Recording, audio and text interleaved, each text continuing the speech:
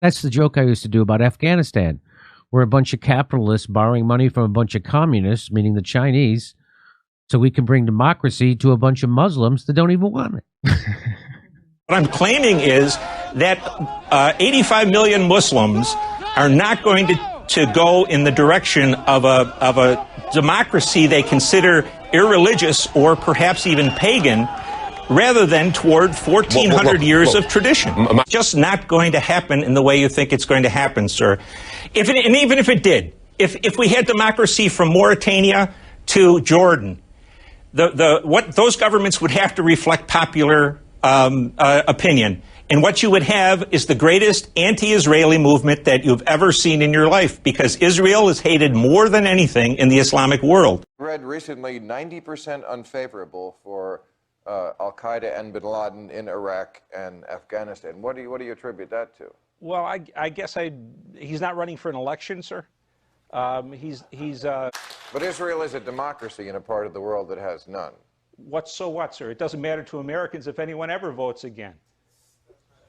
It doesn't. You know, we'll get by. We'll get by just fine, sir. The idea that they're attacking us because of our culture is insane. That's just wrong. Michael, that's just wrong. We are now waging a war against them culturally. We're trying to impose democracy, women's rights, parliamentary systems on a people who don't want it. They're going to fight that. That we have presidents, senators, congressmen in the last 3 administrations who have consistently lied to the American people about what this war is about. So let's be clear, you're saying what is the lie that they are making?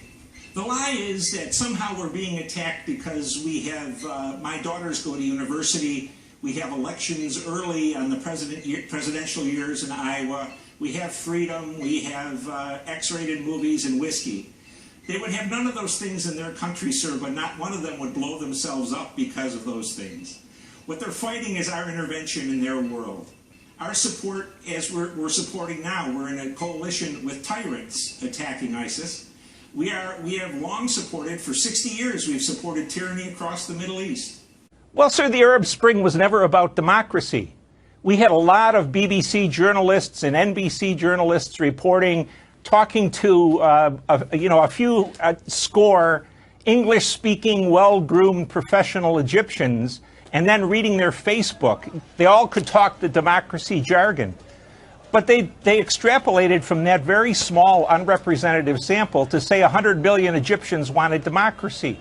100 million Egyptians wanted to get out from under Mubarak, wanted to get out from the Americans who were paying Mubarak to suppress them, and also wanted to reassert their religious identity.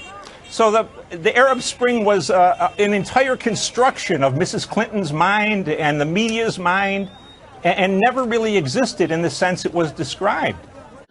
And I would finish too long a statement by simply saying that we must stop the idiocy of democracy spreading. If you want to fight forever, keep trying to impose women's rights, secularism, the paganism of American culture, contemporary culture, on a religious civilization, sir. You're also very critical of this notion that our elites have that somehow our notions of democracy can be made applicable to places like Iraq. Yes. Talk a little about that. Well, and if you say something like that, if you say our notion of democracy doesn't fit in other places, you're immediately condemned or criticized as saying, well, you're saying Muslims are inferior people, that they can't do it. Well, that's not the case at all. They happen to have a religion that doesn't separate church and state. And until there is that separation, our secular democracy is irrelevant to them. It's worse than irrelevant.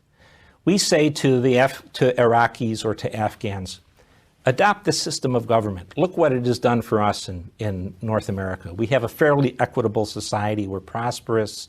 We're peaceful, all of which is very true. But what they hear is turn your back on God and accept these man-made ways. And I think we don't appreciate that. In many ways, the least exportable commodity America has is its democracy.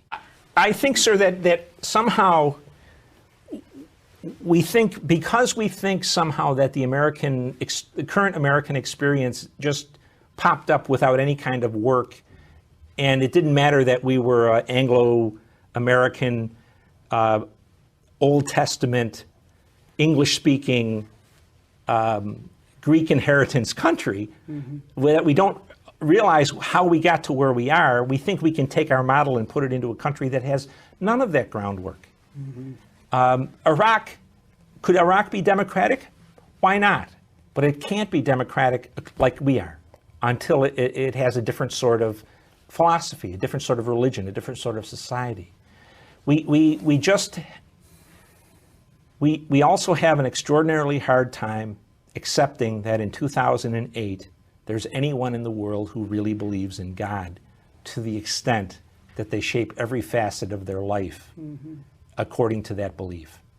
We just don't want to admit it. We think it's archaic. We think it's silly. And yet, we have an enemy that's driven by their faith. I am unable, perhaps because of a Jesuit education, to ignore the power of faith. And it's hard for me to understand why people assume that Muslims, be they in Libya or in Egypt, will, in a time of chaos, of uncertainty, and potentially of violence, why would they reach for an ideology they always have considered alien and perhaps pagan, which is secular democracy, instead of for a faith that has regulated, ordered, and graced their lives for the last 1,400 years? There seems to me to be a lack of evidence on the side of the secularists in that particular argument. People will reach for what they're familiar with and what they love, just as the Poles reached for Catholicism, which helped them to resist and endure against the Soviet oppressors until liberation came. And the Poles are still a very Catholic country. But clearly, we've talked to people and we've read Facebook and we've heard from the Twitterites, but we really don't have any feeling for the bulk of the population in which way they're going to come down. I also think there is a racism and an arrogance in the West, be it in Canada or the United States, particularly in our political leaders and our media, that somehow Islam is not compatible with a greater degree of personal freedom or increased economic opportunity. And I would argue that any government led by the Islamists in one of the countries in North Africa would be far less brutal and far less a monstrous regime than anything run by Gaddafi or Mubarak. America's founders intended our country to be a model to the world, not the imposer of our values or Canadian values or European values in the rest of the world. If the rest of the world wants to adopt what we have here in North America or in Europe, God love them, let them do it. But to use the taxes and the manpower and the lives of our children, whether American, Canadian, or British, or any other nationality, to try to impose on another people values they don't want is, to me, very close to criminal. And basically, the animosity toward the West has come from our intervention in the Muslim world. The problem in the Muslim world is basically intra-civilizational, between Shias and Sunnis, between Muslims and the governments that oppress them, and between Muslims and Israelis. Let them sort it out. This is none of our business. If Israel or Palestine disappear tomorrow, it makes not a lick of difference to the way life is lived in North America. Well, you're saying two different things in that quote. The first part, we should have a non-interventionist foreign policy as it relates to the Middle East, is presumably a defensible position. You can argue that one way or the other. But to say what we want is Muslims killing Muslims and Muslims killing Israelis, a pox on both their houses, I mean, that's a pretty tough thing to say, isn't it, Michael? I don't think it is. We don't want them killing us. I guess that's the definition of national defense. We should not be having our own people killed in wars that are basically none of our business except for oil and our desire to protect the Israelis. It's about time we begin to take care of our own house. At least, Steve, all I can speak for is what I feel for the United States and what I think our country should stand for. And I don't think it should be involved in other people's wars where we don't understand what's going on and the outcome of which is basically irrelevant to us. Well, I totally understand when you say we don't want Muslim fundamentalists or terrorists coming over here and killing us. I think everybody's on side with that. I think the problematic line is, what we want is Muslims killing Muslims and Muslims killing Israelis. Why would we want that? Why don't we just want peace in the world?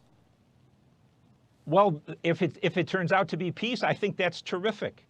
But what we want in a world of war, which is what we have at the moment, is the best possible thing for Americans or Canadians or Europeans or Japanese who have no interest in the fights that are going on between Israelis and Muslims or Muslims and their governments or Shias and Sunnis. Why do we need to be involved in that? We have just virtually no influence in it except if we want to become the perennial military intervener to keep them from killing each other. Understood. Michael Scheuer, it's good of you to join us on the line from Washington, D.C. Thanks so much. Thank you, sir. Steve. Oh, that's such a nonsense argument that people who support Israel make. No country has a right to exist. The United States doesn't have a right to exist. Bolivia doesn't have a right to exist. Germany doesn't. A country exists if it gets along with its neighbors, if it has a cohesive society, and if it has an economy that's viable. That's why a country exists. If a country should exist, we should be trying to restore the Soviet Union or the Latin Kingdom of Jerusalem. I've spent my whole life listening to that idiot argument and people saying that it comes from God or something. Israel, beyond a doubt, our relationship with the Israelis is a disaster for U.S. interests and policies in the Muslim world. Now, that's a fact. Whether you want to continue support for Israel or not is the discussion that needs to be made and decided not by me, but by Americans generally. But we never get that chance. I said this morning, I was on TV, and I said, what the president is not telling you is that Israeli security depends on tyranny. It depends on the tyrants who govern Jordan and Syria and Egypt. And the unfriendly email I've gotten in the last 6 hours has been extraordinary. But I thought that was just an obvious fact. So I think there's a whole number of issues. The support of, how can the president, if he was honest, would say, we're sending your sons and daughters to die in Iraq to make sure the Saudi royal family isn't threatened by Saddam or anybody else, or oil continues to flow. But they're not going to say that. They're going to say liberty, democracy, freedom. And women's rights. I'm sorry? And women's rights. Yeah. If it's bad for a Marine to die on the peninsula, imagine being the parent of a young man or woman who died so Mrs. Mohammed can vote. Seeing a war that's rapidly becoming a civilizational war because we haven't listened. I am a hawk on most things. I'm not a leftist. I'm a very conservative person. But I really do think we need to look at our actions. Actions promote reactions. And to assume that the Muslim world simply misunderstands our good intentions vis-a-vis our policy is really an arrogant kind of attitude. That sounds like Kipling, doesn't it? It's the white man's burden to raise these people out of their superstitious religious morass to become more like us. Well, that's the path to war.